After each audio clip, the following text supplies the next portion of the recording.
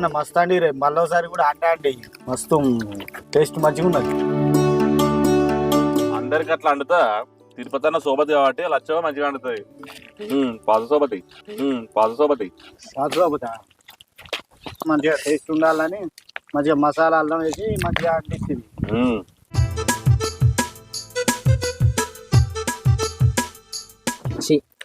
ఈసారి ఒక పొద్దునాడే 31 వచ్చే ఎట్లా తింటురు చూడు. ఓ సిరి నువ్వు మంచిగా తినే వాళ్ళు చూడు ఎట్లా తింటుర్రో, అందులో తిన్నట్టు తింటుర్రు. నువ్వెందుకు కూకుంటే ఇద్దరు అంతే, నువ్వే తిని మొత్తం వేసుకో. ఇంకా మాదేంటే నువ్వు తిను.